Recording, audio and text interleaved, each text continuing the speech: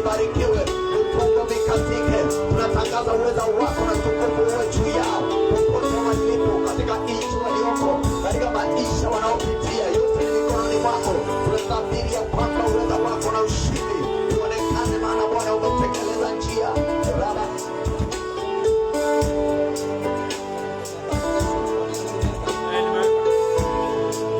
ndio Bwana, na kuabudu ukisema uinuliwe. Tuabudiwe Bwana, nyosha mkono wako utukuze kwenye mioyo yetu. Hautatukosa mahali tulipo hapa, tumejileta Bwana, tuliabudu jina lako asubuhi ya leo. Ni asante ni kwa sababu nchi ya Kenya iko mikononi mwako.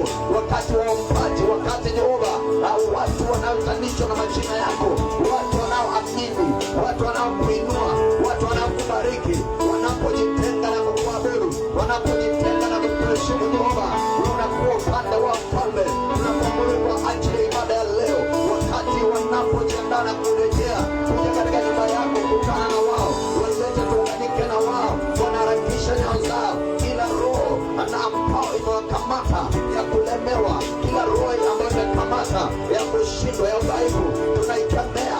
Wacha ushindi wako uonekane juu yao, wacha mamlaka yako ionekane juu yao, wapatie uwezo wa kuja tuunganike na wao katika ibada ya kwanza na ya pili. Tunaitakasa, tunajitakasa miguuni pako Bwana. Tuwie radhi, tusamehe, tunyenyekeze kwenye njia zako, tudumishe Jehova katika imani uliyotupatia, katika njia zako. Wewe ni mwaminifu sana, wewe ni mshindi wa vyote. Ndio maana tunakuabudu Jehova, haulinganishwi na chochote, hufananishwi na chochote.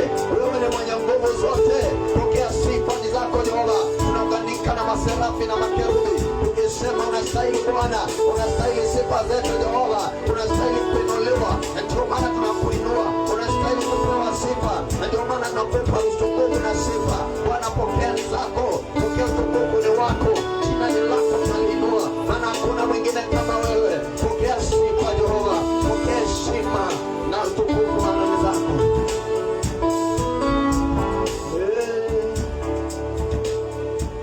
Unastahili Bwana wa kuabudiwa.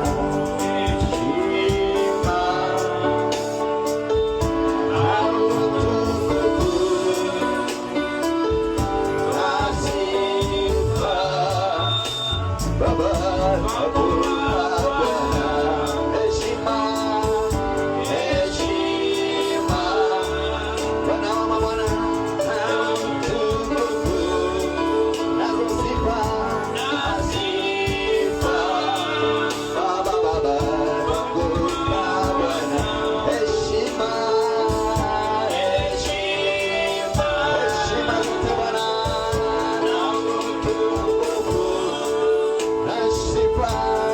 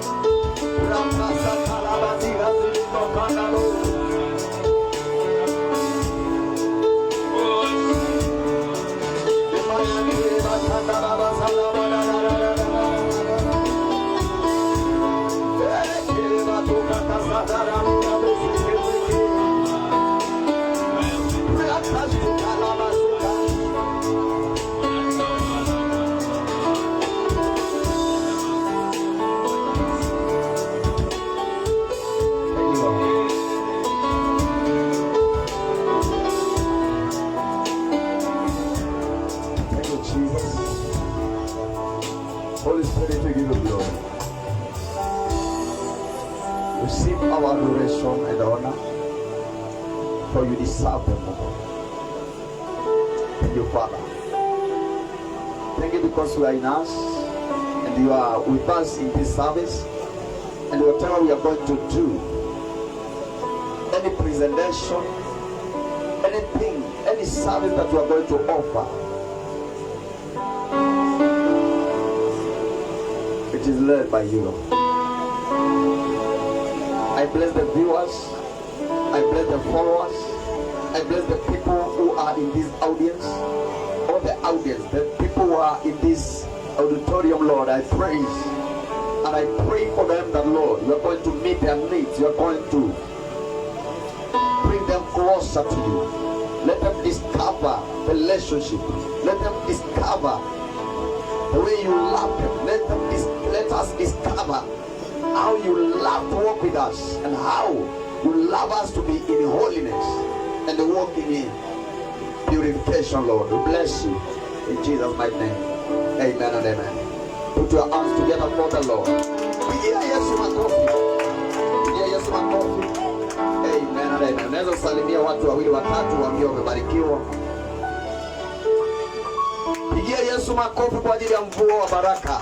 Bwana ametubariki, amebariki mvua na baraka. Maandiko yanasema kwamba ameahidi mvua mara mbili katika mwaka. Kila mwaka ameahidi mvua mara mbili. Kuna mvua wa vuli na mvua wa masika ambao ameahidi. Anasema katika hizo mvua tunapomwamini, naweza ukaketi, anaweza akanyesha inchi. Praise the Lord. Akanyesha inchi na mvua. Praise the Lord. Amen. Naweza ukanizimia hii kwa sababu inaleta baridi. Amen. Sasa ni wakati wa baridi. Wa baridi, hataki baridi. Tuko sawa. Atulie tu, tutahitaji msaada wake tena. Basi watazamaji wangu popote ulipo, pengine unasafiri kwenye barabara zako ukielekea mashambani au kwenye biashara, ama pengine uko kwenye gari lako ukisafiri na umeamua kutufuatilia katika njia ya mtandao, ushiriki nasi japokuwa uko kwenye barabara. Na pia watu wako kwenye biashara zao kule nje na wanaotutazama pia. Hii ni JRI Ministries International. Mimi nakuja kwako kama mtume wa Mungu ambao ni Apostle Dr. Kaloe, ambao ni wa kanisa hili, mwanzilishi wa kanisa hili. Na basi umekuwa msaada kwetu sana kifamilia na sana kama wana JRI. Tunakuhesabu mmoja wa familia hii kwa sababu unatutia moyo kwa kutuandikia mahali unatutazama ukiwa, na pia unatu-encourage pia kwa kutizama. Maana tumeifanya kwa ajili yako, ndipo tushirikiane na wewe. Ibada hii asubuhi basi tunakukaribisha tuwe pamoja nawe, ndipo tunapobarikiwa nawe ubarikiwa na Jehova.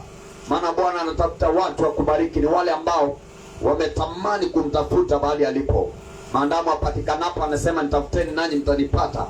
Najua ya kwamba huyu Mungu aliteseka kwa ajili yako na kwa ajili yangu. Kuna kazi ilifanyika ikafika mahali katika shamba la Gethsemane, akiwa pale akataka kutafuta uhusiano wake na Mungu, akiwa na huzuni na maumivu mengi, kwa sababu masaa yalikuwa yamekaribia kwa ajili ya kukanwa, kupigwa, kutemewa mate, kubebeshwa misalaba na kutundikwa kwenye msalaba ule wa Kiroma. Na basi ikafika mahali ikawa anahitaji Mungu sana, akakaribia Bwana na akawa akiomba pamoja na wanafunzi ama mitume wake. Walipokuwa wakiomba, basi kuna ile transfiguration ambayo ilitendeka pale. Katokea Elijah, katokea Musa, katokea watu ambao walitamani kuwa, yani wakabadilika, kukawa mabadiliko ya anga za kiroho. Na basi Yesu akawa katika hali hiyo, akiwa katika hali ya kuomba, anyenyekeza ili aweze kukubali kukinywea kile kikombe ambacho alikinywea. Na upote ulipo basi, kupitia yale Yesu alibeba, hapo ndipo kuna uponyaji wako, hapo ndipo kuna utajiri wako, hapo ndipo kuna kufunguliwa kwako, hapo ndipo kuna rehema, hapo ndipo kuna neema yake ambayo imenapatikana. Kwa hivyo kwa kazi hiyo aliyoifanya, imekutosha wewe kufunguliwa, imekutosha wewe kubarikiwa, imekutosha wewe kutembea ukiwa na ushindi wa Jehova, na pia imemgharimu yeye, ikakutosha wewe kupokea uzima wa milele. baada ya dhiki na mateso hapa duniani, ingawaje ametuahidi kuwa pamoja nasi kuna uzima wa milele. Kwa hivyo tutazamie kule ambako tunaenda. Maandiko yanasema vile hata alivyo ndivyo takavyokuwa tutakapobadilishiwa miili. Hayumo tena kaburini tunayemwabudu. Siku ya tatu kama alivyosema na ilivyotabiriwa na manabii zaidi ya miaka maelfu iliyopita, hivyo ndivyo ilivyotendeka. Leo tunamwabudu aliye hai. Mwili wake ukabadilishwa, hakuna mabaki kwenye kaburi. Hivyo ndivyo tunaendelea kufanyika kila siku, ndiposa atakapojidhihirisha katika kunyakuliwa, ndivyo tutakavyokuwa kwa wale tu hawatakuwa na dosari ambao wamemwamini kumfuata. Kama hujaokoka, basi tayarisha roho yako, mpe nafasi Roho Mtakatifu akuishe, naye atakapokupatia pumziko ya ile hali unapitia, basi endelea kumtumikia. Nashukuru kuna kina Mary Magdalene waliotolewa pepo 7 akamfuata Yesu hadi kufa kwake, na bado alipofufuka akamtokea. Huyo ndio Yesu nazungumzia. Basi leo nataka nizungumze na kanisa ibada ya kwanza. Kumbuka kuna neno muhimu, maana kanisa hili tumeliweka kwenye misingi ya kimaombi. Na wakati nilianzisha kanisa hili kwa misingi ya kimaombi, na tukakubaliana kwamba yani maombi ndio kila kitu ambacho mwanadamu aliyeokoka anahitaji, ili akatembea na Jehova, ili akaweze kutembea na mawazo ya Mungu, na ili ambao akaweze kuwa kama Mungu aliyemuumba. Na basi tukapeleka 40 days mara kadha wa kadha ya prayer and fasting, na hiyo ilinisaidia sana, maana kusimamisha huduma ukiwa umetokea from nowhere haiwezi ikawezekana, lakini katika maombi inawezekana. Kukaja dhoruba, kukaja matatizo, lakini katika yale matatizo Jehova akaonekana, maana tulikuwa na uhusiano. Na basi ningependa kukusaidia wewe, nikwambia kwamba haijalishi hali ambazo unapitia, katika dhoruba zote mweke Mungu kwanza, na zile dhoruba zitastahimili, hazitaweza kustahimili nguvu za Jehova, zitatii ule uwezo wa Jehova. Hii ina maana kwamba usiombe tu punde tu uko na shida. Jitayarishe kabla hujakumbana na matatizo. Jitayarishe kabla hujaanza safari, na katikati mwa safari then katika zile safari utakuwa na Mungu aliyekusaidia. Wakati mashua ilikuwa inaingia ndani, walikuwa wamesahau wasiokuwa na uhusiano na Jehova ya kwamba kunaye Yesu mwenye mtuliza bahari wamebeba. Lakini kuna mmoja aliyekuwa na uhusiano akasema, msisumbuke maana ametulia hapa tu, hii haiwezi enda chini. Kwa hivyo ule uhusiano ndio unahitajika kila wakati, maana kama wangekuwa na uhusiano wangezama tu. Na ndio maana leo watu wamezama, ndoa zao zimezama, wamezama hali zozote zile. Ndio unaona ya kwamba wanahitaji mtu wa kuwashika mkono wainue. Hiyo ndio maana ya wokovu. Wokovu kuna njia mingi sana. Kwa hivyo leo ningependa kuja kwako tena nikiendeleza injili hii na habari hii na mafunzo haya ya maombi. Tukaona the importance of prayer, tukaona why prayer, tukaona mambo mengi sana ya kimaombi. Leo ningependa kuangalia Mungu mwenyewe, the nature of God, asili ya kiungu ama asili ya Mungu. Na Mungu ni nani? Maana the moment when we talk about the nature of God, we are talking about God himself. We are talking about the characteristics of God. We are talking about the attributes of God. We are talking about who God is. Tunazungumza kuhusu Mungu mwenyewe. Maana pale mwanzo maandiko yanasema, na akaumba mtu kwa mfano wake mwenyewe, si wanyama, sio miti. Lakini mtu alipofikia kumuumba, baada ya kufanya kazi zote, akasema wacha na tuumbe mtu kwa mfano wetu ili afanane nasi. Praise the Lord. Afanane na nani? Mungu Baba, Mungu Mwana na Mungu Roho Mtakatifu. You cannot exclude any of them. Praise the Lord. Hauwezi ukatoa mmoja, exempt one of them. They work in Trinity. They work in one accord. Praise the Lord. So akasema wacha tuumbe mtu kwa mfano wetu. So Mungu anatarajia, ingawachana na kule watu walihangaika, wachana kule watu waliondokea Mungu. Sasa ingia mahali Mungu ameanzisha kazi ya ukombozi. Maana anaanzisha kazi ya ukombozi ni posa mwanadamu aliyemuumba kwa mfano wake awe na tabia zake, awe na asili yake, awe na mfano wake, yule mwanadamu arejee katika yale mapenzi ya Mungu. Na ndio maana yale mapenzi ya Mungu, yeye Mungu vile alivyo, ana expect hata sisi tuwe vile vile, bila kulazimishwa. It is by choice. Zamani ilikuwa ni mpango wake, lakini sasa it is akalete kitu ambayo inaitwa choice. Kama utaki kufanana na yeye, basi it's okay, ingawaje amekuumba, lakini sasa wewe umemkana, so ana haja na hiyo. Akona haja na mtu atakayechagua njia. Somebody see the nature of God. Don't say the nature of God. Number one, andika, he is personal. When we talk about the nature of God, remember, God is personal. Praise the Lord. Yeye ndiye mwenyewe. Because when we read the Bible or the Word of God, we read about self-knowledge of God. Praise the Lord. It is self-wisdom of God. God does not need anything for whatever he does. Mungu hahitaji chochote kwa kile ambacho anafanya. Ingawaje Mungu yeye ni roho, lakini anatuhitaji sisi hapa tukiwa mwili, maana sisi ni mfano wake, ili aweze execute kile ambacho anataka kiletwe katika dunia, because we are custodians of his word. So God is personal. Ukisikia mtu ya kwamba ni personal, ujue ya kwamba yeye hahitaji msaada, anajitosheleza. Amen. Mungu anajitosheleza, akona all capacity and is all powerful. Yani akona chochote ambacho ungependa kuona na kujua na kufahamu. Huyo ndio Mungu. He is personal. Our creator God is knowable and relational God. Ujue ya kwamba tukiingia about knowable, it is someone who knows everything. Praise the Lord. Because sometimes we say scientists, they know things. They know about creation. They know about the universe. But when we come to God himself, he is God of all knowing. When we call him omniscience, we are talking about God of all knowing. He knows everything, nothing that he doesn't know. Hakuna kitu asiyejua Mungu. Wewe ambao huijui anaijua.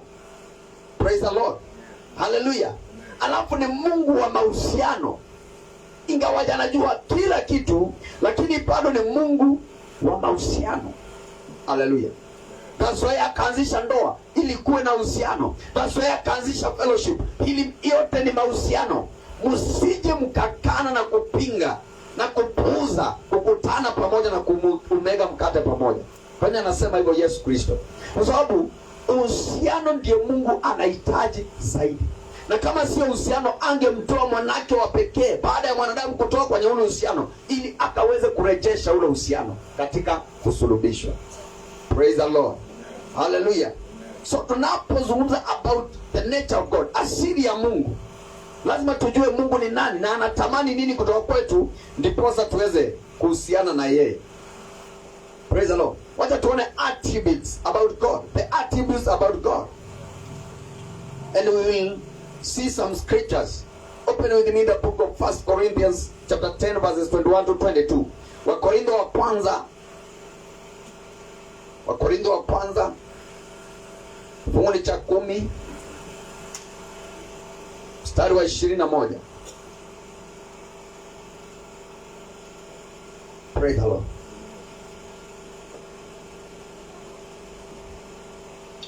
Hallelujah. Inasema hivi, you cannot drink the cup of the Lord and the cup of demons. You cannot partake of the Lord's table and of the table of the demons. Or do we provoke the Lord to jealousy? Are we stronger than he? Kwa hivyo hapo andika useme he is jealous God, because we are God is jealous. He is God. He is jealous God. Because we are looking the nature of God, the attributes, the characteristics of God.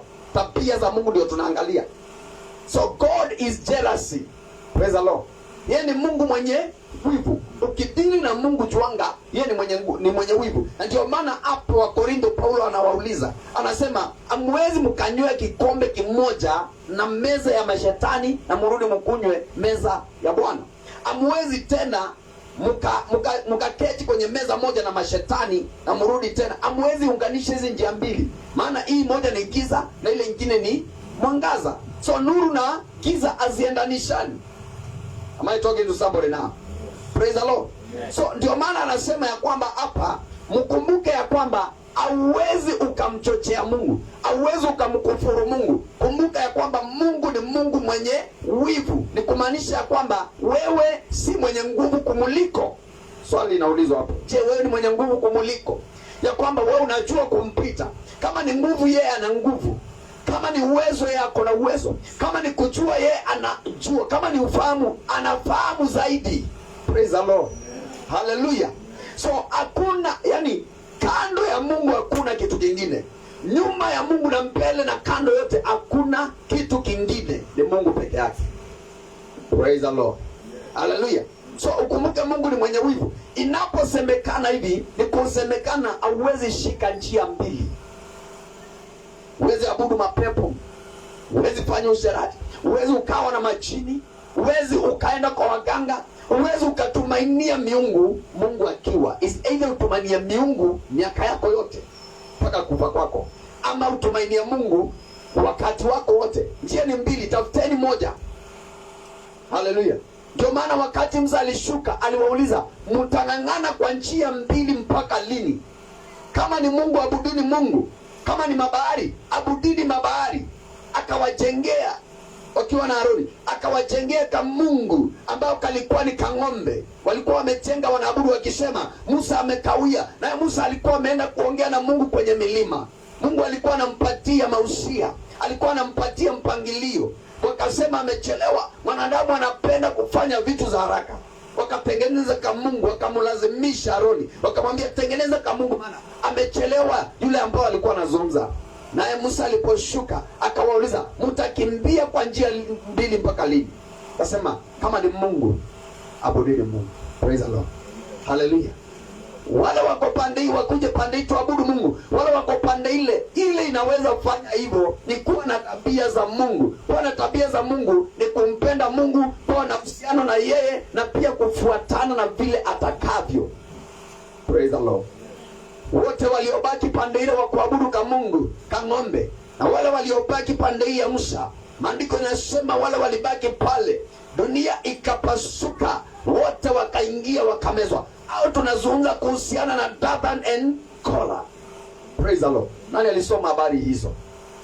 Maana uwezo ukashika njia mbili, mtabishana njia. Naye tuliposoma pale 1 Kings 18, tuliposoma pale about Elijah, the Bible talks about, he talked to them, akasema mmekufuru Mungu, mtashindania kuabudu mabahari, maashera mpaka lini? Akasema kama ni Mungu abudini nani? Mungu. Hallelujah. Kama ni mabahari abudini nini? Mabahari. Wacha kusita sita kwa njia mbili. Is either you are born again or you are born again.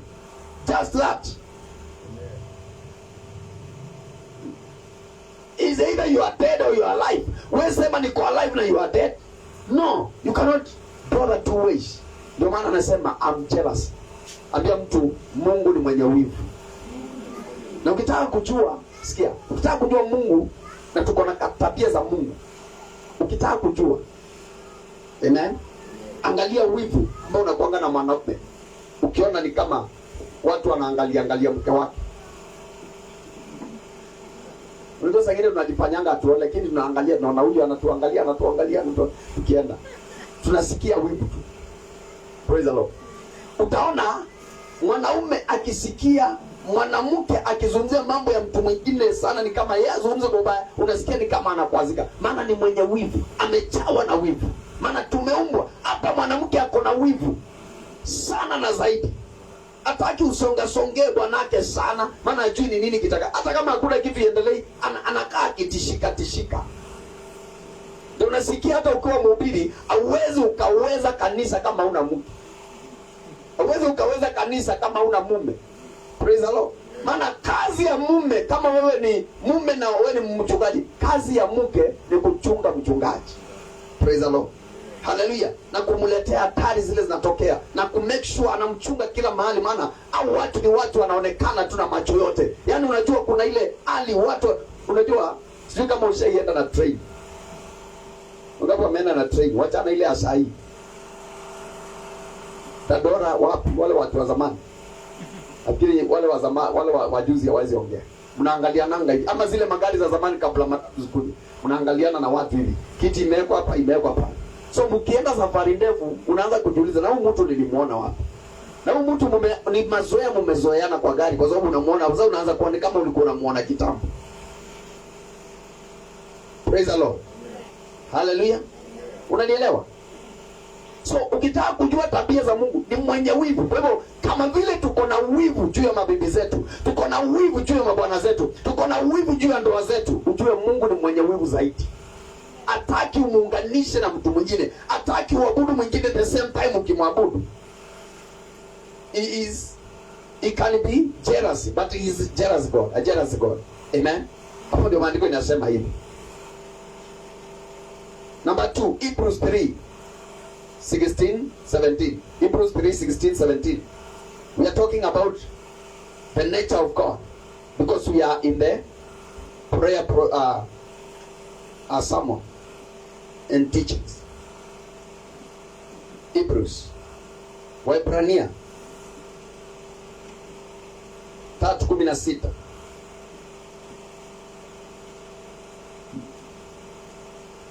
Inasema nini? Na 17, 16 na 17. Inasema, for who having had rebelled, indeed was it not all who came out of Egypt led by Moses? Anauliza, ni nani yule ambaye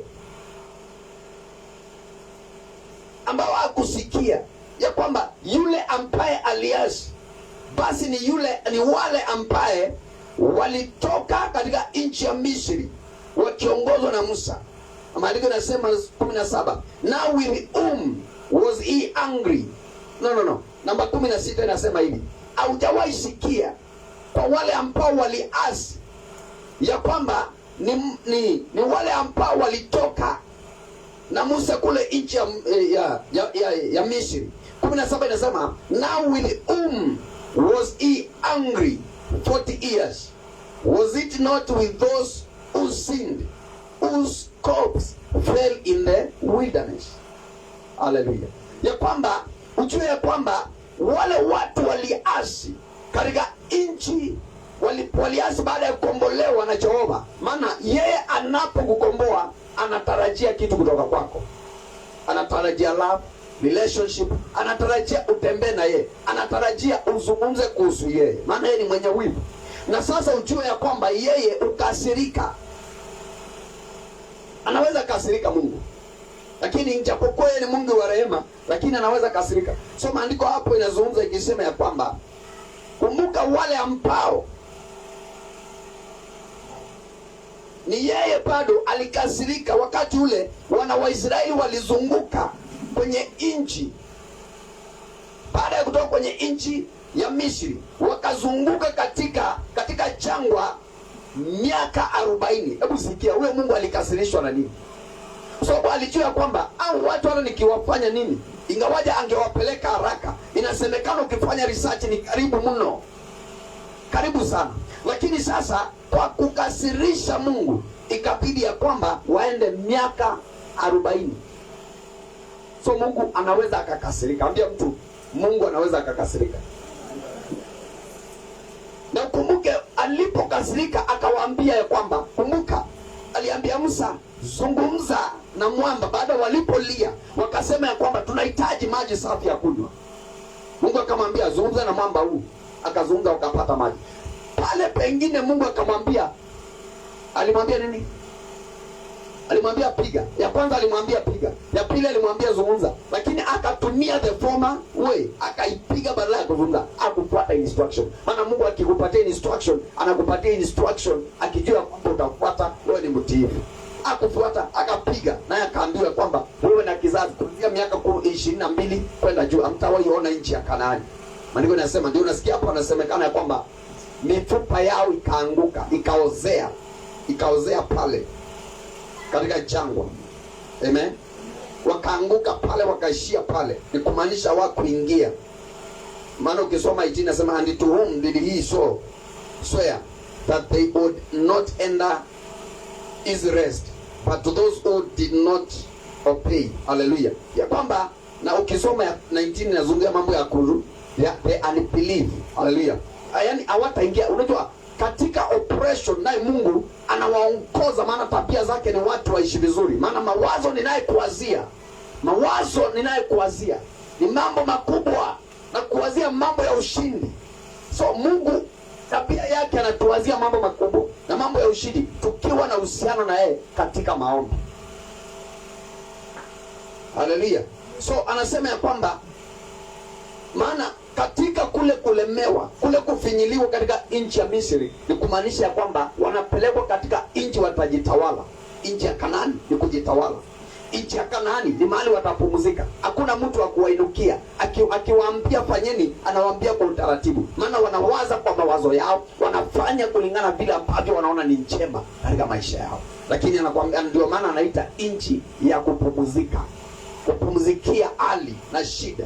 Ndio maana unaposhika tabia za Mungu lazima utapumuzikia matatizo. Ndio maana anasema, njooni kwangu mlemewa na mizigo, ambao mmebebeshwa mizigo, nami nitawapa pumziko. Praise the Lord. Kwa hivyo mipango ya Mungu na asili ya Mungu ni mapumziko. Anatamani uwe na pumziko, anatamani uishi vyema, anatamani ukae vyema. Lakini kama anatamani ufunguliwe, usikae na mapepo, lakini kama una uhusiano na yeye. Praise the Lord. Na uhusiano na Mungu simply ni maombi. The more you pray, the more you get closer. The more you seek the face of God, the more you are closer with God. The more the intimacy comes. Praise the Lord. The more you walk with God, the more you talk about God, the more you speak about God, the more you spread about God. Praise the Lord. The more you tell other people about God. That's why David said, come, taste and see that the Lord is good. Why? Because he has walked with God, and he has tested God, and he has seen that God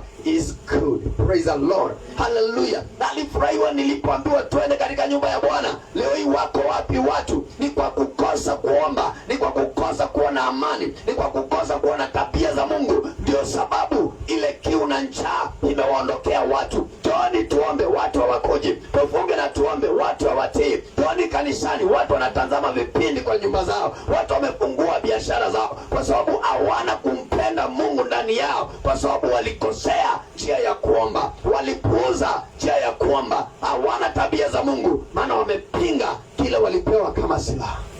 Na mikono yako sema, napokea leo uwezo mzito ambao ni wa maombi, uwezo wa mahusiano na Jehova. Praise the Lord.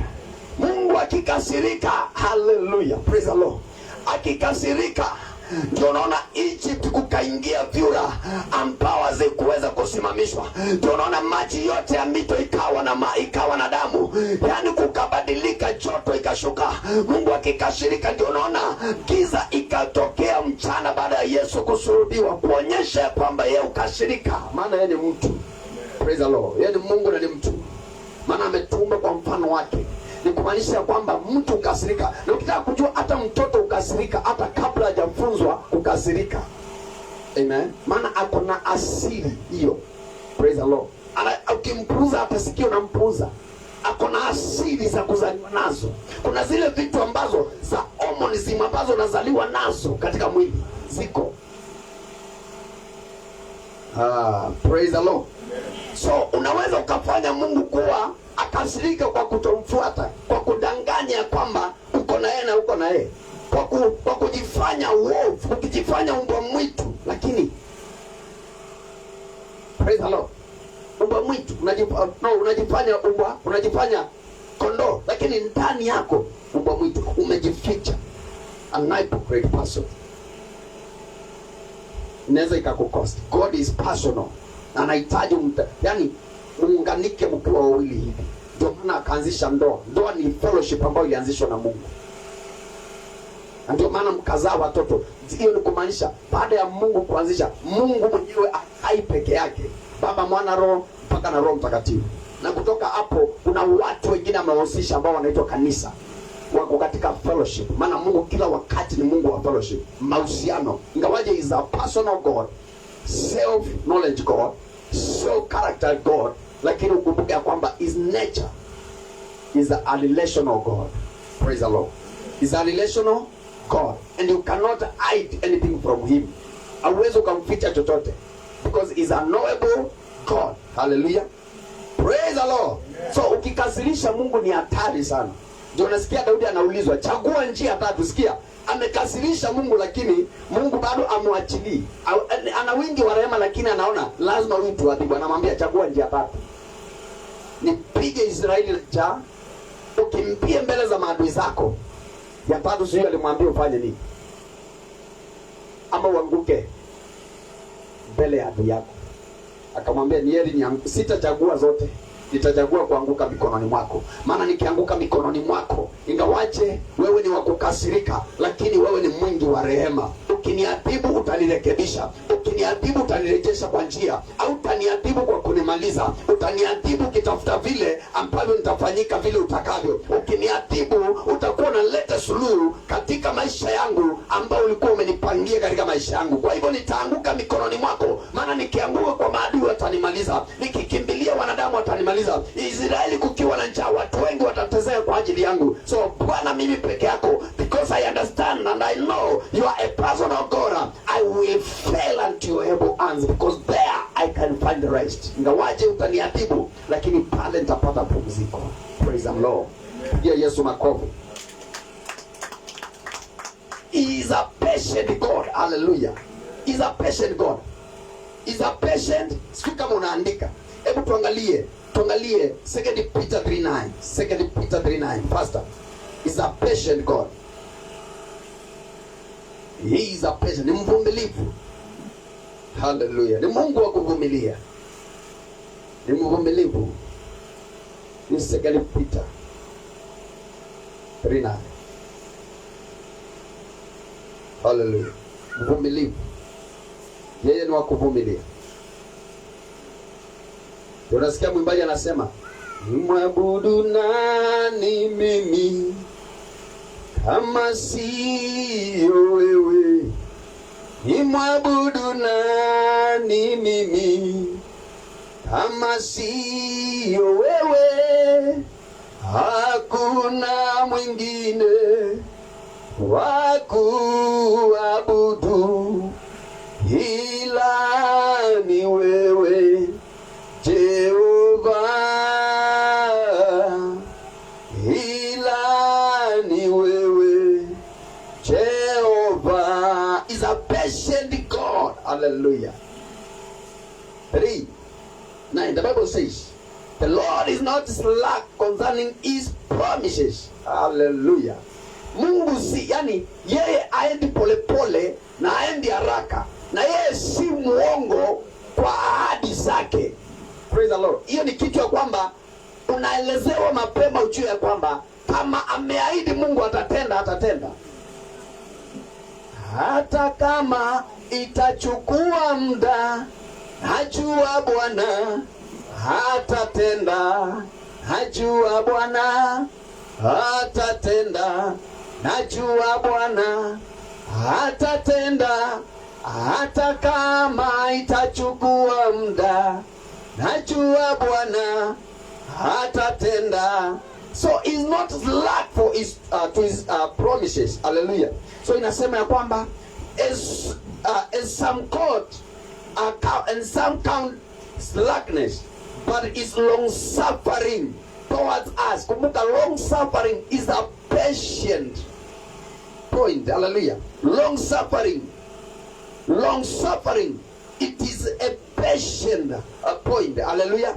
So anasema ya kwamba not willing that any should perish, but all should come to repentance. Ambia mtu hata ule mlevi unachukianga, Mungu atamani, bado anavumilia. Na ndio maana tuko na Roho Mtakatifu. Ambia mtu Roho Mtakatifu ni Mungu. Ambia mtu kama umeokoka uko na Roho Mtakatifu.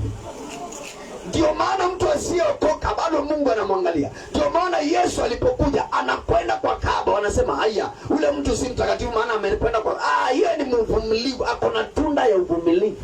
Anakwenda kwa mtu kama Mathayo, anamwambia nifuate, a tax collector. Anakwenda kwa Zakayo, mtu aliyechukiwa na watu, mtu wa kanjo, makanjo anachukiwa sana. Yaani anakwenda kwa askari wa mji, mtu aliyesimamia askari wa mji, wanaobeba vitunguza wa mama, wanachukua hata mtu wako na nikiwete, wanamnyang'anya hata wheelchair kwa sababu hajalipa kodi. Yaani yule mtu amechukiwa na watu. Lakini watu, Yesu alipokuja na kwenda na kula na yeye, wanasema sasa huyu mtu ni wa aina gani? Naye akasema si kuja kwa wale ambao wajapotea, bali nimekuja kwa wale na kutafuta wale ambao wamepotea, kwa sababu yeye ni wa uvumilivu. Praise the Lord. Hallelujah. Ukitaka kujua, wana wa Israeli walikaa kwenye nchi ya Misri miaka 40, miaka 400. Praise the Lord. Na wakatembea kwa jangwa miaka ngapi? Miaka 40. Lakini kwa miaka 400 Kanaani kulikuwa na watu walikuwa wamezaliwa wanaitwa Canaanites. Walikataa na wakapuuza kumwabudu Bwana. Bwana akawapatia grace period ya miaka 400. Akawaambia mkibadilika, bado niko na njia ya kudili na watu wangu. Praise the Lord. Mkibadilika, Sodom na Gomora ikapewa nafasi ya kubadilika. Hallelujah. Yona akatumwa akaambiwa enda kule ukatangaze habari njema. Newe, maana nitaimaliza. Lakini akaendelea kubadilisha njia, maana Mungu ni mvumilivu. Akamweka kwenye tumbo la samaki, na samaki likamtapika kule Mungu alikuwa anataka aende, kwa sababu Mungu ni mvumilivu. Angeweza kumua, angeshagwa na lile samaki, lakini akawekwa pale, akahifadhiwa pale, akatapikwa pale. Alipofika pale, jua ikawa imeshuka degrees za chini. Akaendelea kawa nikana kwamba anaisha dunia. Lakini Bwana akatengeneza mti wa kiroho, akajificha pale, akasema kweli sasa naweza nikasikia nimetunikiwa neema. Praise the Lord. Naweza nikasikia kibali chako, naweza nikasikia rehema zako, maana wewe ni Mungu wa kuvumilia. Praise the Lord. Hallelujah. Maana ni Mungu wa kuvumilia.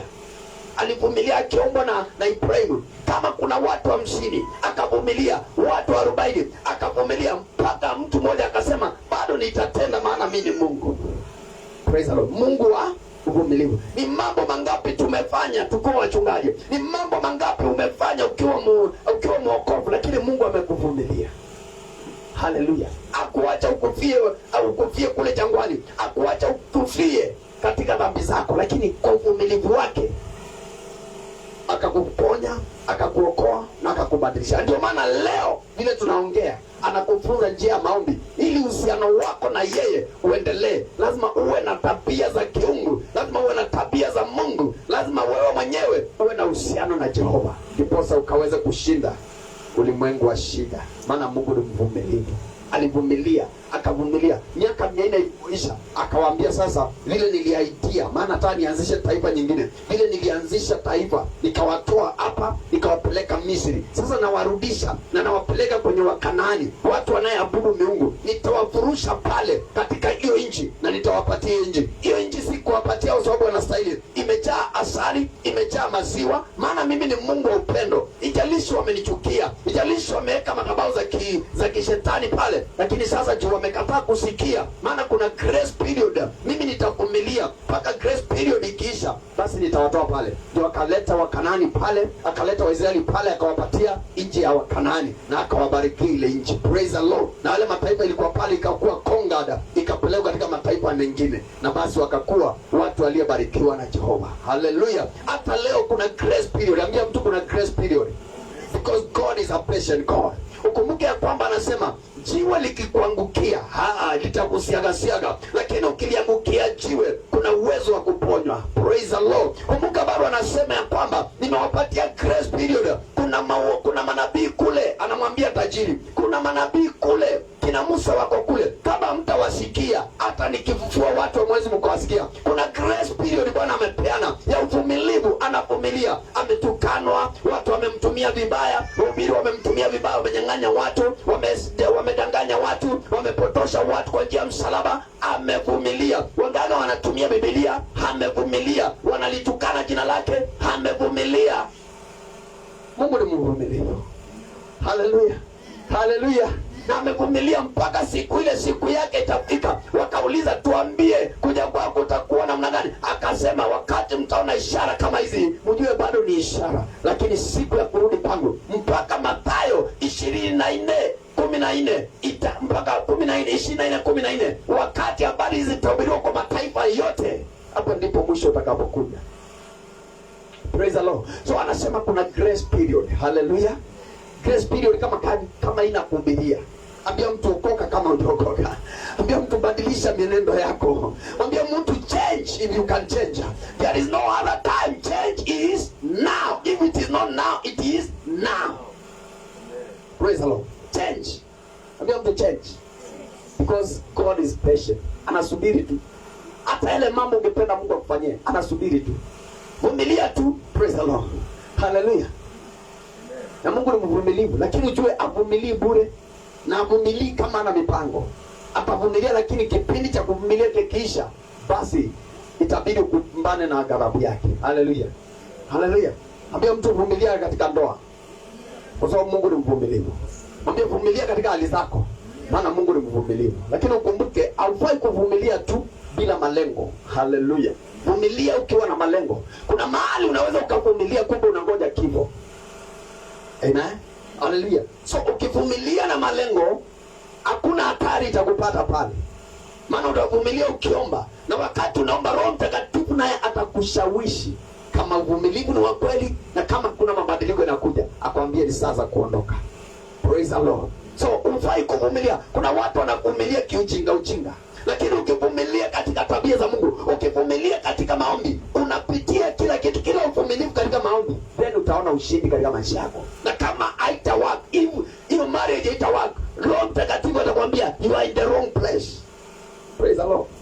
Unaona wengine wanauawa, wengine wanadungana visu, wengine wanajinyonga kwa sababu wamechoka, si kupenda kwao. Wamechoka kwenye akili zao, wamechoka kwenye mioyo yao, wamechoka. Wengine wanakimbia makanisa kwa sababu wamechoka. Wengine wanaacha hata kuhudumia Mungu, wanaacha kutumika maana wamechoka. Praise the Lord. Wamechoka kwa sababu hawana roho. Roho Mtakatifu akiwa ndani yako atakuongoza kuambia enough is now. It is time to move out. It is time to go. It is time to keep on continuing. It is time to move on. It is time to keep on waiting. Praise the Lord.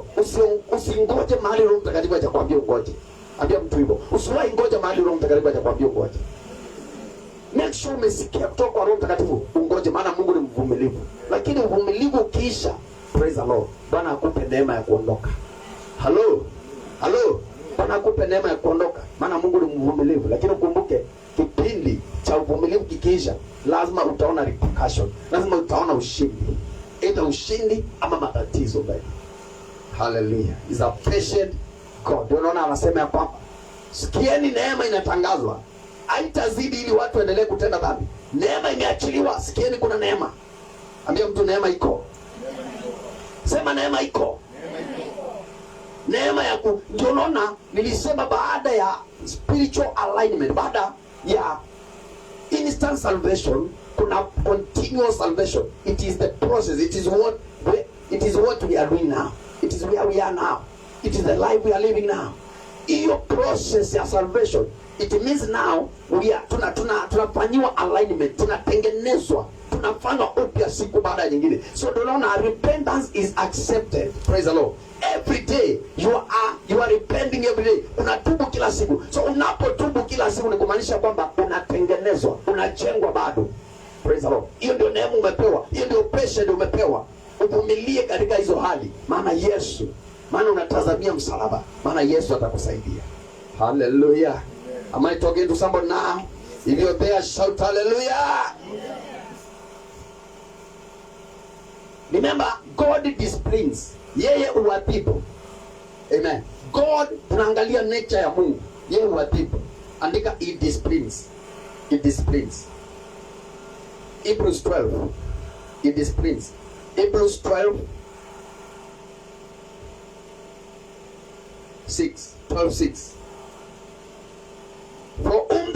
loves, he chastens and scourges every son who he receives. Hallelujah. Praise the Lord.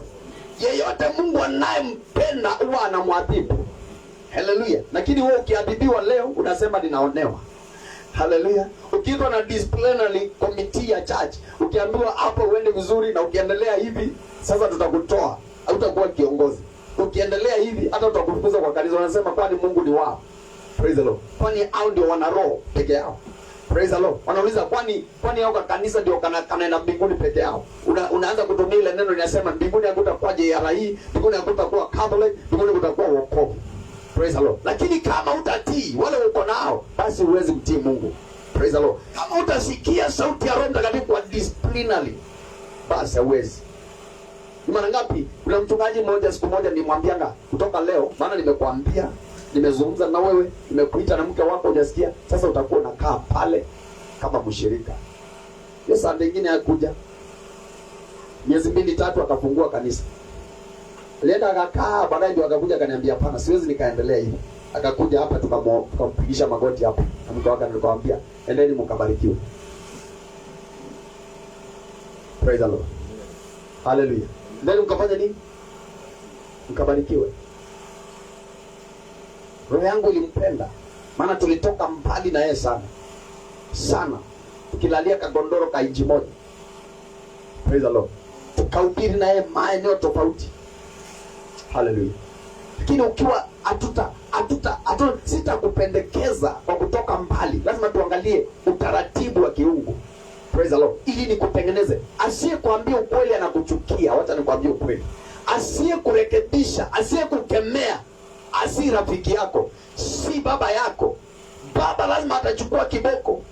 Baba atakurekebisha kama anakupenda na anakutakia kwa maisha yako. Praise the Lord. Hallelujah. Nikikwambia huyo mke bwana uko naye si wako.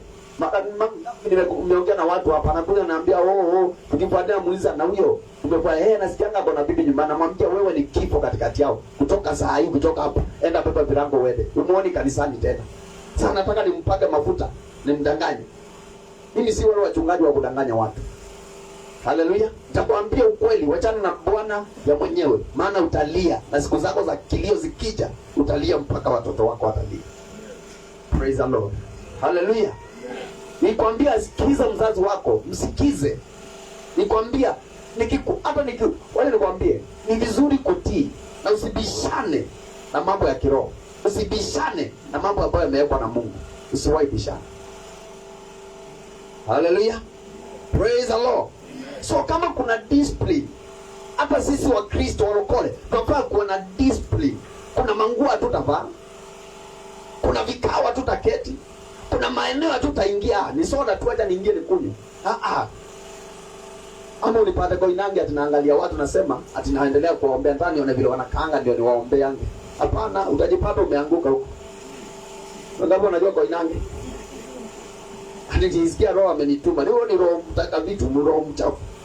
Alituma kwa inange ati unaenda unaangalia vile wako. We. Ambia mtu we. Praise the Lord. Kama uwezo waombea, kama utawaona, hata ukiwaona utawaombea. Amen. Unahitaji toba mara ya pili. Hallelujah. Sema unaambia mtu unahitaji toba mara ya pili. Hata nilikuwa nasikiza hiyo muziki pale club hivi. Nasikia hiyo kitabu ile imeshikwa keyboard vile mimi niko tu pale nione vile watu wanatumikia shetani nikamtumikia Mungu. My friend, utajipata ndani yao. Utajipata ndani yao. Waambie nisongeni tuibe. Hapa ndio nasikia watu wanasikia vizuri. Unaona watu wakilewa kama ni ngoma ikichapo. Wachana Wakristo. Wakristo wanajua bado hawajalewa na Roho Mtakatifu. Wakristo bado unaweza imba hata Roho Mtakatifu ashuke lakini wanakuangalia tu hivi. Lakini kutana na mtu amechapa tei maze. Uliza wale watu walikuanga huko. Unapata hata wimbo iende lakini ako tu pale. Anazikwenda kuzikwenda. Mwingine ni kijana ana dance na mama mzee. Jumataa unajua mataa inakuanga blue black. So anaona huyu, Juu amelewa. Praise the Lord. Ambia mtu lewa na Roho Mtakatifu. Ukilewa na Roho Mtakatifu ukisikia ni wewe. Ni wewe Bwana, ni wewe. Hautafungua macho moja, unaona bwana mwingine. wewe unakuwa roho yako inaona Bwana yeye peke yake. Praise the Lord. Hallelujah. Sisi wana wako tuko mbele zako, angalia Bwana. Lakini unamwambia angalie, hata umuoni yule unamwambia angalie ndani ya roho yako. Unaimba tu, imba tu. Ndio nanga ukitaka angalia ngara praise and worship hapo. Utajua yule anaabudu kwa roho na kweli.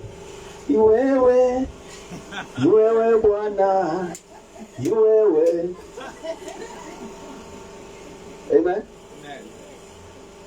Kile ukiona mtu anasikia yani amepenya, huyo mtu atuko na yeye. Kuna yule anatawala ndani yake. Praise the Lord. Pigia Yesu makofi. Hallelujah. He communicates. Mungu uongea. Mungu ongea. Ambia mtu Mungu uongea. Mungu uongea. Hata anakuongeleshanga wewe. Hata mimi ananizungumzianga. Yeye uongea. Kama sasa hivi anaongea. Anaongea na wewe. Anaongea na, lakini saa nyingine tunapuuza. Tunapuuza na mwambia hatutaki kusikia. Hebu fungua kitabu cha Matendo ya Mitume. Fungu cha 8, Acts.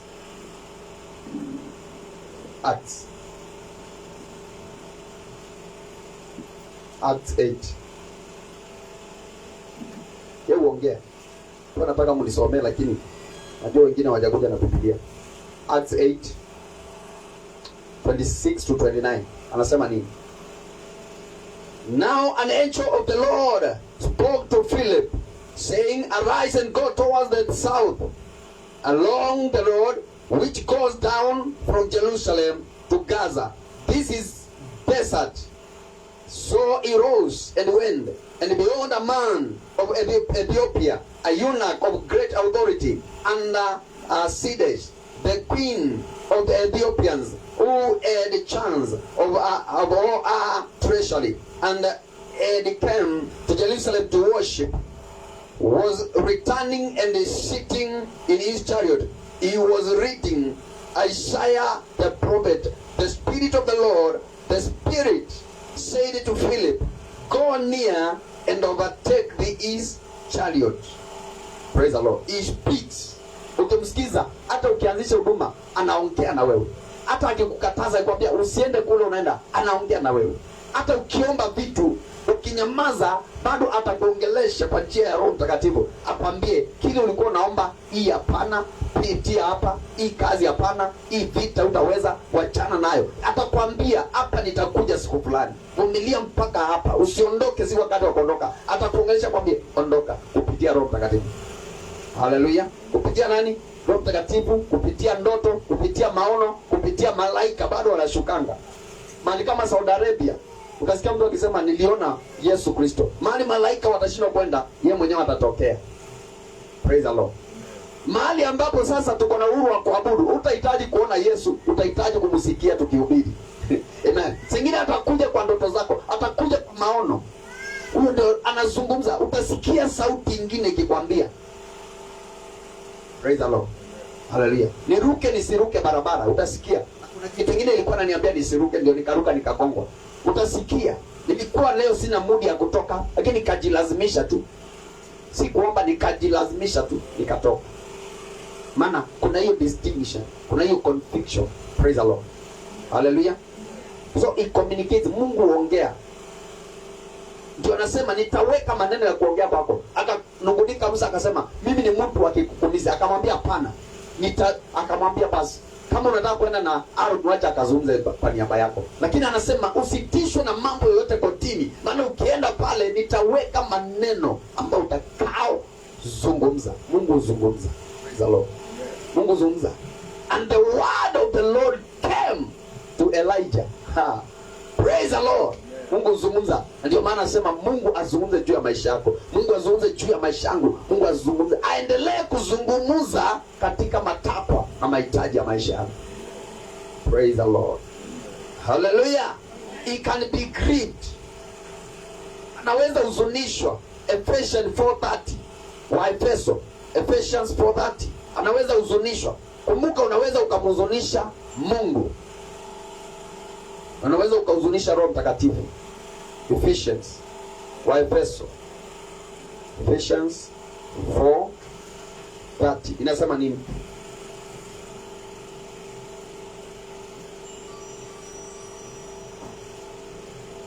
But do not grieve the Holy Spirit of God. Do not, whom you are sealed for the day of redemption. Kumbuka, alama ambayo umewekwa, si signature ambayo umewekwa kwenye kipaji chako, kwenye paa lako. Haleluya. Ile umewekwa wakati tu ulikuwa unaokoka, uliwekwa signature. Sasa uko na alama ukipita, kama vile waliambiwa wapake damu ili malaika wa kifo akija akipara damu anapita, maana ana respect hiyo damu ya Yesu. Amen. So uko na signature ambayo umewekwa, uko na alama, muhuri umechapa, kuna chapa umepigwa wakati uliokoka tu. Ukumbuka unaambiwa huyo Roho Mtakatifu, makubaliano ambayo mlikubaliana na yeye, usije ukamkufuru, usije ukamhuzunisha, maana kile unasema na kile unafanya they are different things. So usije, kumbuka Mungu anaweza kuhuzunishwa wakati unasema uongo, maana huwezi jidanganya, huwezi danganya Mungu na huwezi danganya shetani. Wakati tu unashuhudia uongo, wakati unaketi meza moja ya kuharibu, wakati unakaa na watu wa kufikiri, wakati unazungumza maneno unajua si kweli, unamkufuru Roho Mtakatifu. Wakati unachochea, unakufuru Roho Mtakatifu, maana aliye ndani yako, hiyo si character yake, si tabia yake. So ukienda kinyume na ile tabia yake, then unajua kwamba unamuumiza. Kama vile ambao ukidanganywa unaumia, kama vile ambavyo utaki mtu akukufuru. Praise the Lord. Hallelujah. Remember, he loves. Hallelujah. God is character and nature is God of love. Remember what he did. Amen. 1 John 4:19. Remember vile alifanya. Upejisomea baadaye. Kumbuka vile alifanya. He's a love God. He loved us. Yesu hata anaona hiki kikombe ilipita, lakini anasema wacha mapenzi yako itendeke. Kwa nini? Hallelujah. Because he is love.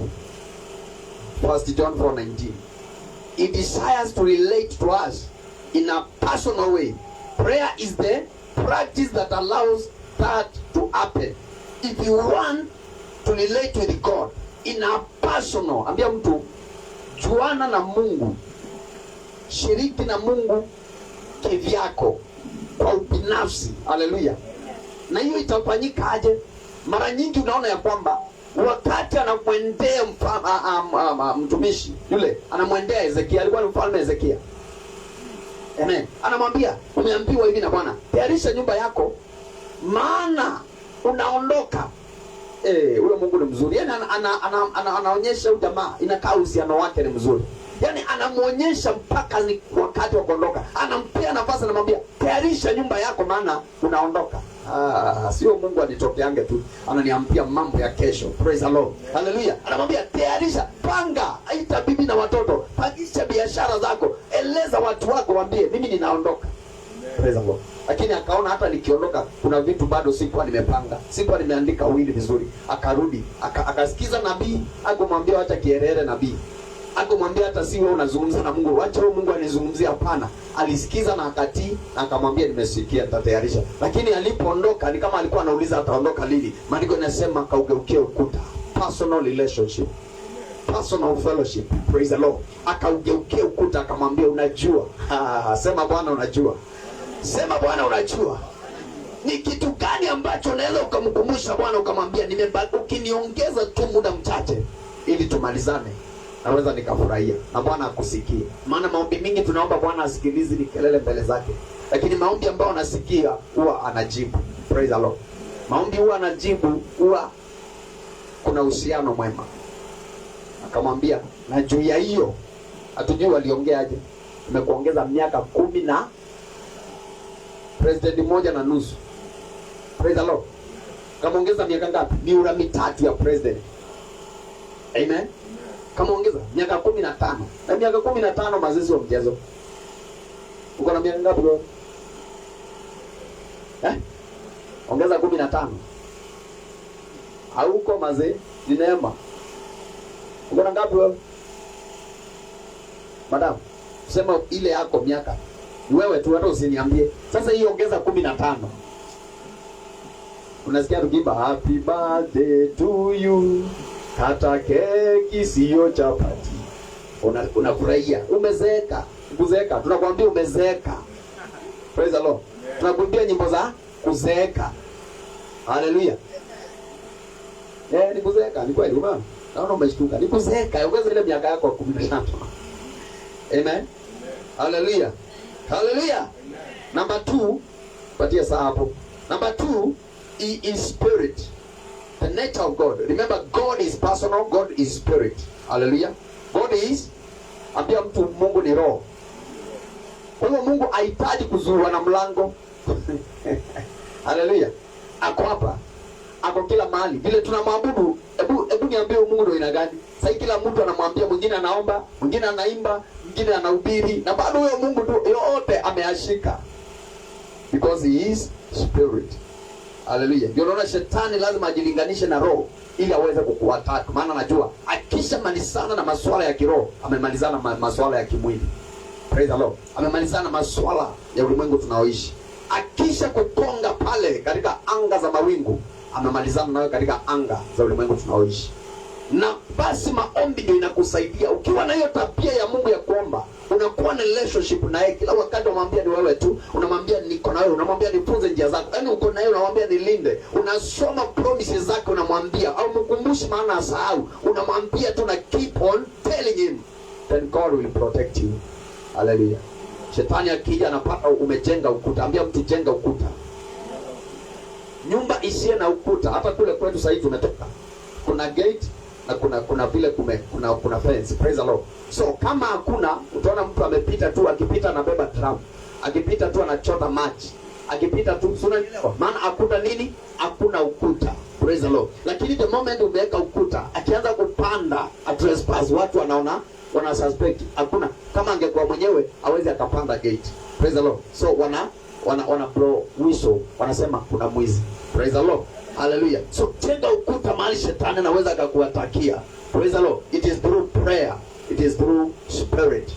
Hallelujah. That's why anasema, ukisoma John 4:24. John 4:24 inasema God is spirit. Anaanzia mwenyewe kusema, kumbuka Yohana anatuambia Mungu ni roho. Huyu Yohana ni ule mtume, ameandika kitabu cha Yohana, ameandika 1st, 2nd and 3rd John. Ameandika kitabu cha Ufunuo. Huyo ndio John nazungumzia, the apostle. Alibebwa akapelekwa mbinguni, akaonyeshwa kando 7, akaonyeshwa mambo yaliyopita, yaliyoko na yatakayokuja. Alionyeshwa mambo yote, akaonyeshwa vile mbingu ilivyo. Huyu ndio Yohana anaandika hapa. Alitambua kumbe Mungu ni roho. For your information, God is spirit. Na anaendelea anasema, those who worship him must worship him in spirit. Anaanzia lazima uingie kwenye anga za kiroho. Oh my God. If you want to win supernaturally, you must turn and transform yourself into supernatural for you to win a battle of supernatural. Praise the Lord. Anasema you must worship him in spirit. Make sure when you worship God, you worship him in spirit. Hallelujah. Praise the Lord. Kule nyuma, Bwana Yesu asifiwe. Kama unataka kuabudu Mungu, kumwimbia Bwana, kumtumikia Bwana, lazima muabudu, umtumikie kwa roho. Yani inatoka ndani yako, unavunjika mbele zake, unajimwaga mbele zake, unaenda mbele za Bwana ukiwa uchi, unamwambia niko vile nilivyo. Chunguza moyo wangu, chochote kinaweza kufanya nisikukaribie, Bwana ukaniondolee ili niweze nikatembee na wewe. Nimekubali Bwana, I surrender all unto Jesus. Hallelujah. Nimeinua mikono kumaanisha sina msaada, sijiwezi, ni wewe Jehova. Hallelujah. Then unaanza kutembea na Bwana, unamwambia nimekupatia nafasi, ingia ndani sasa tutembee. Anakuambia pita hapa, sasa pita hapa. Ukipita hapa kuna hatari, pitia njia, utaona mwangaza na msaada wako. Hallelujah. Worship God in spirit. And the Bible continues and says, and the truth. What is truth? Is the word of God. And the Bible says, I am the way, the truth, and the life. Who is truth? Is Jesus Christ is the truth. If you believe in Jesus Christ, the Son of the living God, now you have hope. Hallelujah. Now you can live. There is a perpetual life which is promised and which is assured to somebody who believes in Jesus Christ. Hallelujah. Tunamwabudu kupitia mwanae. Hii maana yake tukiingia kiroho, basi roho anatufunza, kutusaidia kutembea na roho, kutembea na mwanae Yesu Kristo. Hallelujah. Anatufunza ile kazi ilifanyika msalaba. Then hiyo ukweli tunaibeba. Maandiko yanasema ilifika wakati Yeremia si kuwa anabeba Biblia, lakini alikula mpaka ile neno la Bwana ikaingia ndani yake, akajawa na neno. Hallelujah. Because we are the walking Bible. Oh my God. We are the moving church. We are not just a people or mere people. We are not just structures, but we are the temple of God. ikifika wakati vile ambavyo neema, vile ambavyo ema ya kutania na hekalu ya Jehova ambao walijenga mahali pa kuweka sanduku la ngano, wacha neno la Bwana likae kwenye ema ambao ni mwili wetu. Praise the Lord. Neno la Bwana lichae ndani ya maisha yetu ili tukaweze kushinda. Pigia Yesu makofi. Sema hallelujah. Somebody shout hallelujah. Praise the Lord. In truth and in spirit. Inua mikono yako, sema Bwana, nisaidie nikuabudu kwa roho na kweli. Nisaidie nikutumikie kwa roho na kweli. Nijue neno lako, nikujua mapenzi yako. Tuseme amen. We relate to God by means of His Holy Spirit that dwells in us. Remember, the Holy Spirit dwells in us. We carry the Spirit. We convey the Spirit. Hallelujah. People all over the world worship gods made by man. Wakati watu wanakimbilia majini, miungu, uchawi, wanaanza kuamini kile mwanadamu anafanya, na miungu iliyoanguka na shetani, maajenti wa mapepo. Lakini kumbuka, kunaye kanisa ambao inaitwa Universal, ambao ni wateule, walokole ambao ni Wahindi, walokole ambao ni Waarabu, walokole ambao ni Wazungu, wote wanaitwa Universal Church because we are serving and believing one God. We house and carry one God. Praise the Lord. In His Spirit, and we unite, and we are brothers and sisters in His Spirit. Oh my God. Hallelujah. Yeah. Praise the Lord. Yeah. God cannot be held or limited by anything physical because He is Spirit. That's why nasema hawezi kuwa limited by time or season. Hallelujah. Praise the Lord. When God's time comes, oh my God, if it is blessings must cover your whole body, hey, must cover your future. Somebody shout hallelujah. Mungu azuiliwi na matakwa ya kifamilia yenu, background. Oh Bwana, kumbuka Gideon anasema mimi ni mchanga siwezi, akaambiwa unaweza, maana mimi ndiye nikutia nguvu na mimi ndio nitakuwezesha. Praise the Lord. Wakanungunika watu wengi wakizungumza wakisema hawataweza, lakini tunayaweza yote sababu anatuwezesha. Hallelujah. Hallelujah. Hallelujah. Ndio najua hujasoma, Mungu ako past masomo yako. Tuulizange sisi. Hallelujah. Ndio najua kwamba familia yenu ukilinganisha na wale wengine wote, nyinyi ndio masikini wa kupindukia. Ndio anajua yote. Hallelujah. Lakini kama Nazareti kulitokea kitu kizuri, hata katika hiyo ndoa, hiyo familia kunaweza ukatokea kitu kizuri. It is by prayer and relationship with God. Hallelujah. But if we serve God in truth and Spirit, oh, it is possible. Somebody say, oh, it's possible. Mungu hajazuiliwa. Praise the Lord. Akisema ni wewe na akupoint. That's all. Praise the Lord. Inua mkono, sema Bwana nikumbuke. Amen. Mungu apitangi watu. Ingawaje tunaimba usinipite Mwokozi, unishikie, utapozuru wengi, naomba ndio anapita wale hawana uhusiano. Ndio wakaambiwa paka damu ili malaika akija anapita, mwingine anakonga. Hallelujah. Praise the Lord. Ndio mwambie asikupite maana uko na yeye. Amen.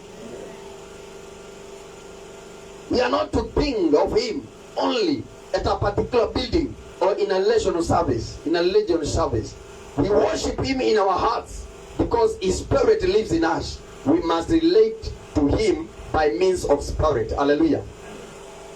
Sikia, Mungu yuko JRI. Kama hujakuja na yeye, kama umembeba, tutakubalisha yeye sasa hivi. Halo. Halo. Tunakupea yeye. Lakini si cha nguvu, it is by willing. It is by choice. Amen. So ukisema nimeenda kutafuta Mungu JRI, hapana, Mungu umembeba, uko na yeye. Ambia mtu umebeba Mungu. So unakuja kwa fellowship, kwa watu walio na Mungu kama wewe, then mnashirikiana na mnahusisha ule Mungu mmebeba ili mnaendelea kuabudu. Praise the Lord. Hamjakuja kutafuta Mungu hapa. Hallelujah. Praise the Lord. Lakini umekuja na Mungu wako tuabudu huyo Mungu pamoja. Na tutiane nguvu na tusonge mbele pamoja. Hallelujah. Praise the Lord. Ndio unaona wale watu wa siku wanasema sisi ni Friday, sisi ni nini? Hapana, Mungu wao wanamwachanga hapo siku hiyo. Tunaona wale wengine wanaendanga wanasema nimekosa sana, tena na wewe umekosa, lakini tumekuja tukosoane. Praise the Lord. Nimevunja amri ya kwanza, ya pili na ya tatu na ya nne, na yeye mwenye unamwambia amevunja hata 20 kukuliko. Praise the Lord. Alafu anakuweka maji hivi anakuambia. Praise the Lord. Amen. Hiyo ilikunjika wakati pasia ilipasuka. Hallelujah. Hata usije uniambie nini ulifanya usiku, lakini kuja tunapoabudu ambia Bwana unanijua.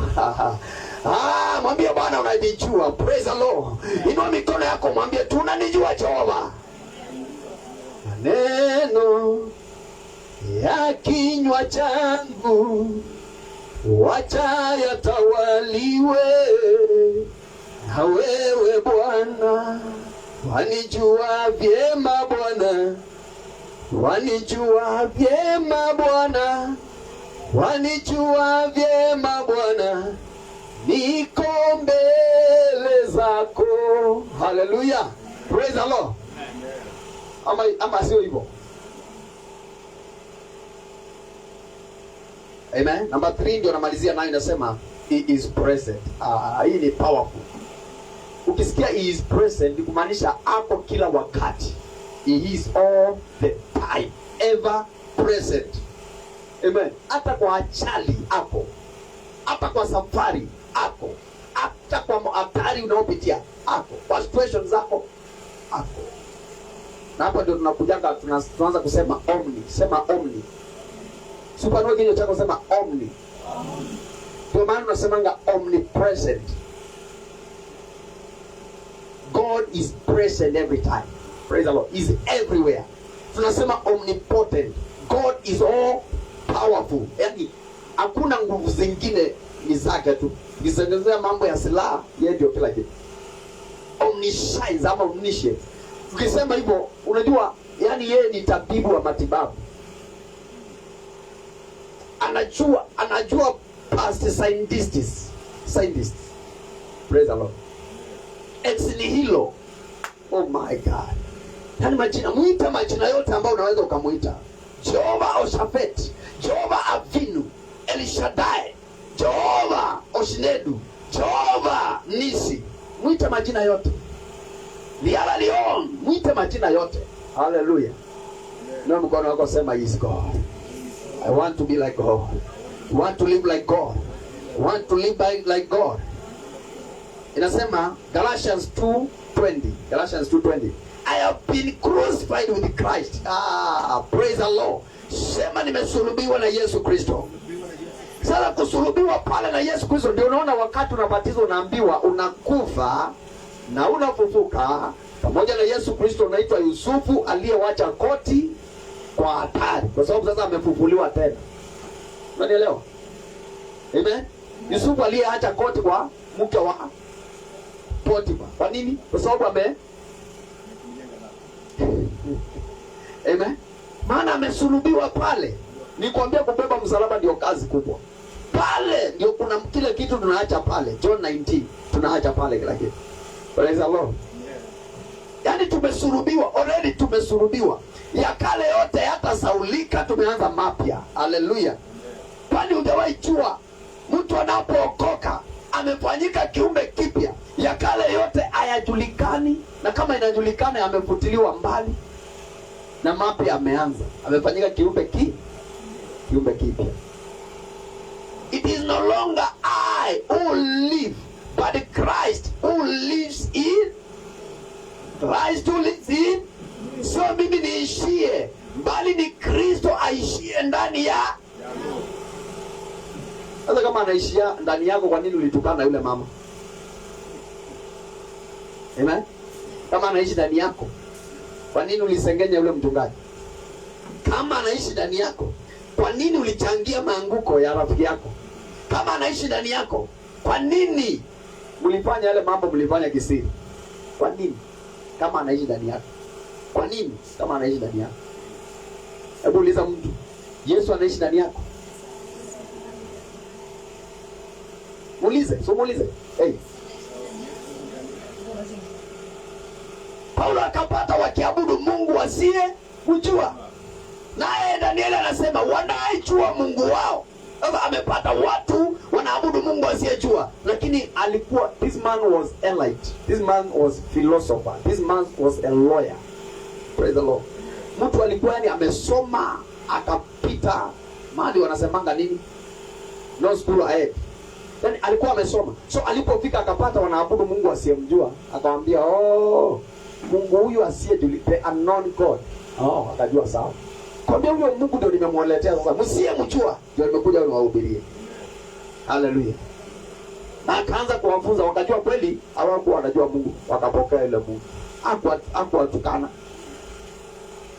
Danieli anasema wanayejua Mungu wao watapewa nguvu, watafanya mambo makubwa ambayo yamepita ufahamu na uwezo wa kibinadamu. Lakini wale wanajua Mungu wao, why are we suffering? Do we know our God? Why are we murmuring? Do we know our God? Praise the Lord. It is clear very much that in this context Paul was very aware that Christ lived inside him. He is a God who lives in you. This means he is aware of everything that concerns your life. Christ literally lives inside the believer. He wants to have conversation with you. He wants to be included in every event of your life. He wants to do life with you.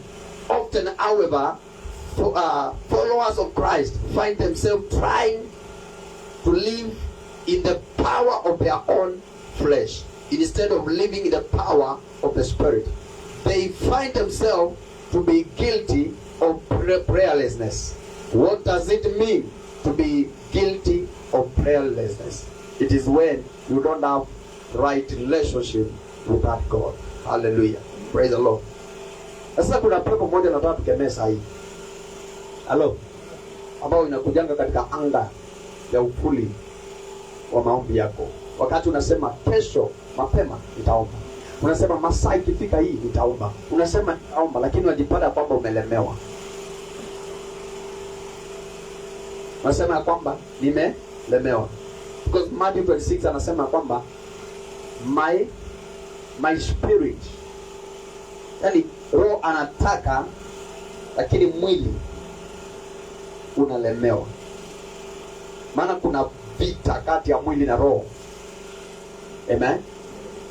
Pastor, tuko na wewe kiroho. Ambia mtu hapana. Ambia mtu hapana. Tulikuwa na wewe kiroho, ibada ilikuwaje? Tulikuwa na wewe. Inategemea ulikuwa wapi wakati huo. Kama ulikuwa tu kwa nyumba yako, hatukuwa na wewe. Amen. Amen. Mshaona watu wanakuambia nakumbuka siku moja jamaa moja hapa alikuwa ananiambia nataka siku moja tukubai Mercedes. Ako wapi sasa? Sasa hivi anataka kuanisha Mercedes. Ako wapi? Alienda. Tena siku moja tukupeleke ili uanze kuhubiri kwa TV. Lakini hayuko. So ukililai na watu kama hao utaanguka. Pia mtu utaanguka. Lilai na Mungu. Amen. Watu watakuahidi. Hata kuna mwingine aliniona akanisimamisha kwa nguvu sana. Niambia nataka anipime suti. Suti anishonee suti. Uzuri kitu ya kuahidiwa mimi siweza. Mtu asawi. Siweza. Hata kama hujaleta na kumbuka tu. Mwingine akaniambia hata wengine wakienda wote mimi nitabaki hapa na wewe. Mwingine akaniambia hata usiwe unatoa vyombo, mimi mwenyewe siwezi kubali utoe vyombo nikiwa hapa. Ako wapi? Ambia watu wachana na viti. Hizi promises za watu ugeuka. Watu wanakupaka mafuta. Amen. Hallelujah. Amen. Simama kwa miguu yako. The nature of church, the nature of God. Kanisa, the nature of God. Asili ya nani? Ya Mungu. Kwa hivyo tunastahili kuwa na tabia za Mungu kwa kuishi, kutembea, kufanya kila kitu. Wangapi wangependa kukaa kama Mungu? Hata mimi naomba Bwana anisaidie sana nikae kama yeye. Na mikono yako juu. Baba, nakushukuru kwa ajili ya umati huu ambao wamekuja. Kongamano hili ya ibada hii ya kwanza. Tumekutana kusudi tu watu waamini na watu waelezewe njia ya kukufahamu, njia ya kukuabudu, njia ya kufanana na wewe. Ulituumba tufanane na wewe, tuwe na tabia zako, tuzibebe, tusifanye zile tabia, tuzitende. Bwana tusaidie. Mojawapo ni kukuongea, mojawapo ni kuwa wavumilivu kwa hali zote tunazopitia, mojawapo pia ni kuwa na upendo, mojawapo pia ni mambo mengi ambayo tumezungumza. Bwana tusaidie hayo yote tukawe nayo, maana tumejua ya kwamba wewe ni asili, tumejua kwamba wewe ni roho na pia uko kila pahali.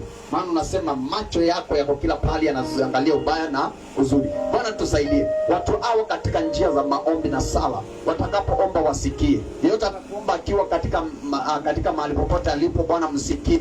Yote ambao atakuwa na communication na wewe, Bwana msikie, Bwana mtendee, Bwana muonekanie. Na kamata anga na mawingu ambao huwa yanafunika maombi ya watu, na kamata maroho ambao yanatembelea watu wakati wa maombi, ili makutano ya mashetani wanapokutana kupanga njama za kumharibu, wanapopanga njama za kusimamisha wokovu wake, wanapopanga njama za kuindafia na progress zake na maisha uliyompangia, Bwana huyo shetani na malaika wake washindwe katika jina la Yesu. Tunapasua hizo pingu, tunapasua hiyo minyororo. Chochote kimeshikilia anga ya maombi yako, chochote kimeshikilia mawingu ya maombi yako, chochote kimeshikilia uwezo wako wa maombi, chochote kimeshikilia usiweze kutafuta Bwana wakati wa dhiki na wakati wa furaha, hicho chote kinabomolewa na hiyo ukuta inavunjwa katika jina la Yesu. Na waweka uhuru na kupitia hiyo maombi, kupitia hiyo communication. Pona popote ulipo, funguliwa popote ulipo, achiliwa popote ulipo, pewa neema popote ulipo, barikiwa popote ulipo, funguliwa milango popote ulipo, nguvu zimshuke za karama yako.